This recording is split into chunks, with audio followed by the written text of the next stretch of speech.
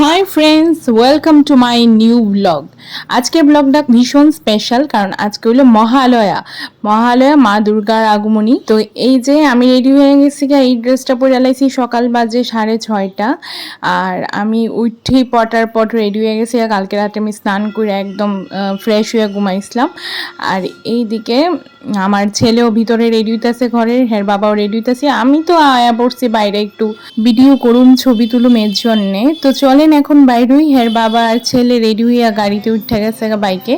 তো রাস্তাঘাট একদম ফাঁকা লাগতেছে, কিন্তু অন্যদিকে প্রচুর মানুষ আছে। সবাই আজকে বাইরেছে, দেখছি ভালোই লাগতেছে ওয়েদারটা। তো আমরা সবসময় বাইরেই, যখন থেকে মৃণাল আর আমার পরিচয়, প্রায় আমরা 14 বছর যাবৎ মহালয়াতে বার হই। আর বাইরে অনেকদিন যাবৎ তো নেচারের সাথে সব দিকে থাকা হয় না, তো একটু নেচারের সংস্পর্শে থাকা আর কি। আর একটু খাওয়া দাওয়া ভুড়ি বোঝ করে বাড়িতে ফেরা। তো এখন যাইতাছি দুর্গা বাড়িতে, যেহেতু মা দুর্গার আগমনী, তো দুর্গা বাড়িতে যাইতাছি। ওইখানে আমার ননাসের ছেলে সোমরাজের খুব সুন্দর গিটারের একটা শুটিং চলতে আসলো। আমরা কালকে রাত্রি কয়ে দিছিল যে মামা মিমি তুমি আইবা, দেখবা আমরা শুটিং। কিন্তু আমরা দুর্ভাগ্যবশত দেরি হয়ে গেছে হ্যাঁ বাইরে গেছিলো তারপর আরেকটা ব্যাচ আসলো, তারা শুটিং চলতে আসলো। যাই হোক, আমরা এই যে দেখতে পাচ্তেছেন রাজবাড়ির সামনে একদম মনে হইতেছে যে বিকালের মুহূর্ত, বিকালে যেরকম ভিড়ভাট্টা হয় এরকম টাইপের। ওইখানে ভালোই স্টল বয়ে গেছে চারিদিকে, কানের থেকে শুরু করে সব স্টল বয়ে গেছে তো খুব ভাল লাগতেছে ভাইবসটা। সকালবেলা সবাই হাঁটতেছে, কেউ স্টলে বয়া খাইতেছে, চা টিফিন করতেছে, খুব সুন্দর লাগতেছে মুহূর্তটা। হের বাবা কয় তাইলে চলো আমরা দুর্গাবাড়িতে অবশ্যই একটু ঢুকতে লাগবো। আমি কই হ্যাঁ হ্যাঁ অবশ্যই দুর্গাবাড়িতে যাবো। সাথে দেখা করবি।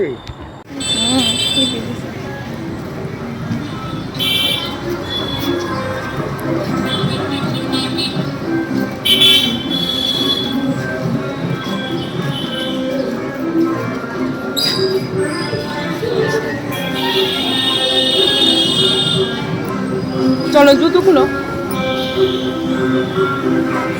আসে আসে বলতে তো বাজাচ্ছে।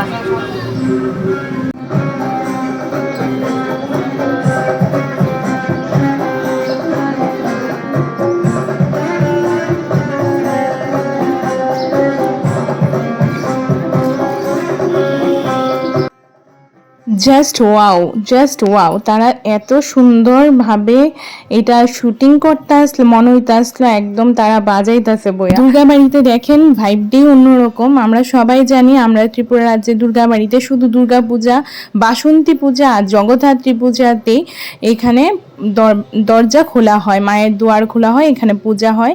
আর এখানে এত সুন্দর শ্যুট হইতাছে, আমার তো মনটা একদম মানে কায়রা নিছে। আমি এখানে অনেকক্ষণ কাটাইছি, তারারে দেখছি, শুনছি, খুব ভালো লাগছে, ছবিও তুললাম। আর চারিদিকে মা দুর্গা বাড়িটা রং করতে আসলো, খুব সুসজ্জিতভাবে সাজানো হইতাছে। আয়া পড়ছে দুর্গা পূজা, ষষ্ঠীর দিন থেকে এখানে মা দুর্গা পূজা শুরু হয়ে গেছে বোকা। আমার ছেলেরা দেখেন হে তো পাগল হয়ে গেছে, হে এই খালি জায়গা পায়া এইখানে নাথ মন্দিরের সামনে হে দৌড়াদৌড়ি করতে আসলো। আর সত্যি খুব দুর্দান্ত লাগছে, দুর্দান্ত। আর তো এখন যাইতেছি বাইরে এসে দেখি কই যাইতে পারি। হ্যাঁ বাবা কইতাছে চলো, গরম লাগতেছে, রোদ উঠতে যাবো, এরপর আর ঘুরতে পারতাম না। এর বাইরে গিয়ে আমরা অনেক দূর গেছি, কিন্তু আমার ছেলে জুতাটা পরতে গিয়ে এখানে চশমাটা ফালাই দিয়ে গেছিলো। আর ভাগ্যি সেম জায়গার মধ্যে জিনিসটা আসলো। আমরা অনেকটা দূর থেকে দৌড়ে সেটা আমি চশমাটা নিয়ে গেছি, হ্যাঁ বাবা পরে বাইকে আইছে। আজকে সব মন্দিরে মন্দিরে ভিড়, কারণ কি আজকে হইব তর্পণ। সবাই আজকে তর্পণ করছে নিজেরা পিতৃ পুরুষের উদ্দেশ্যে, তারা যেন ভালো থাকে, মঙ্গল থাকে, অ্যান্ড তারা তাড়াতাড়ি স্বর্গবাস হয়, তারা মুক্তি লাভ করে। তো সবাই পিতৃপুরুষের উদ্দেশ্যে আমরা রাজবাড়ি যতগুলি ঘাট আছে সব ঘাটের মধ্যেই তর্পণ হয়েছে। প্রচণ্ড ভিড় সকালবেলা। আর এইদিকে দেখেন কি সুন্দরভাবে যে তৈরি হয়ে গেছে হারাধন সঙ্গের প্যান্ডেল। তো আমরা এইদিকে যাইতেছি, প্রত্যেকটা মোটামুটি প্যান্ডেলই আমার কাছে খুব ভাল লাগতেছে।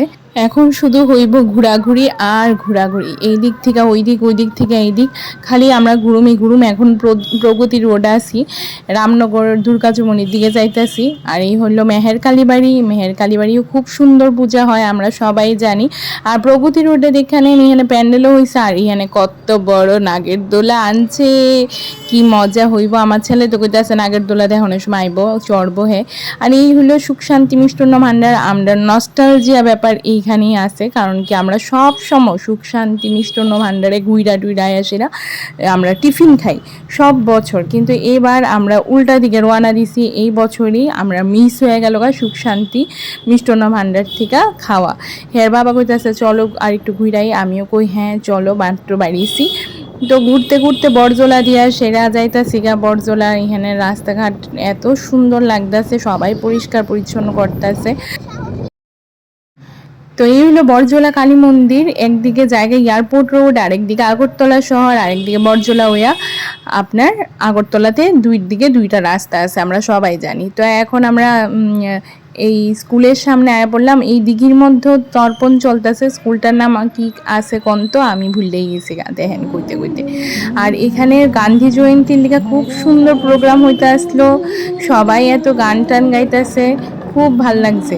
আজকে গান্ধী জয়ন্তীও, সেটাও মাথাতে আমার ছিল না। তো এখানে জানতে পারলাম গান্ধী জয়ন্তী। তো এখন আয়া পড়তেছি টাউনের দিকে, আর আকাশের অবস্থাটা দেখেন, সারাদিনই আজকে মেঘলা মেঘলা। সামনে আস্তাবল মাঠ, আস্তাবল মাঠে দেখেন কি সুন্দর প্যান্ডেল হইতেছে, আর সঙ্গে গাড়ি ভৈরা ভৈরা নাগের দোলা আইছে। কে কে নাগের দোলা চলবেন বা চলতে ভালোবাসেন আমারে কইেন। নাগের দোলা আইছে, খুব সুন্দর মেলা হইব এখানে। তো আমরা যাইতেছি এখন বাড়ির উদ্দেশ্যে, আমার শ্বশুর বাড়ির উদ্দেশ্যে। আমার ছেলে এখানে আইতে খুব বায়না করছিল, হ্যাঁ তারার সঙ্গে আজকের দিনটা কাটাইবো। আর খরগোশটা দেখেন কি কিউট, কি কিউট, কি কিউট। খরগোশটা তো লাফায় লাফায় এদিক থেকে ওই দিক যাইতেছে, আর আমার শ্বশুর মশাই এইদিকে সবজি কাটতে আসলো, যেহেতু নিরামিষ, আমরা নিরামিষ কাটতে আসলো আইটেম। তো বাবা কাটতে কাটতে দিতেছে খরগোশটারে, আর খরগোশটাও টুকটুক করে চুকলারি খাই লইতেছে। তো এতে কি হয়, খরগোশটারও পেট ভরলো, ঘরে কোনো ওয়েস্টেজই থাকলো না, ঠিক আছে না? কত ভালো বুদ্ধিগন্ত, সবাই একটা করে এরকম বাড়িতে পালতে পারেন। মিষ্টি নিয়ে গেছিলাম তার জন্য, ঘরের লিগেও মিষ্টি আনছি, নিজেরার লিগেও আনছি, ঠাকুরের জন্য আনছি। এবার আর সুখ শান্তির থেকে আনা হইলো না, আনা হইলো কামাখ্যার থেকে, আর আনছি গোপাল মিষ্টান্ন ভান্ডার থেকে মিষ্টি। প্রত্যেকবার তো সুখ শান্তিতে খাওয়া হয়, কিন্তু এবার ঘুরতে ঘুরতে হয়ে গেছে রং সাইডে যাওয়া, যার কারণে আর সুখ শান্তিতে গেলাম না। কামাখ্যা মিষ্টান্ন ভান্ডার থেকে লুই পড়লাম আমরা টিফিন। সকালবেলায় টিফিনটা খাইয়া এরপরে আজকের দিনটা অন্যরকমভাবে শুরু করব। তো চলেন ব্লগটা এখানেই শেষ করি। আর কেমন লাগতেছে আমার ব্লগটি অবশ্যই কমেন্টে লিখবেন।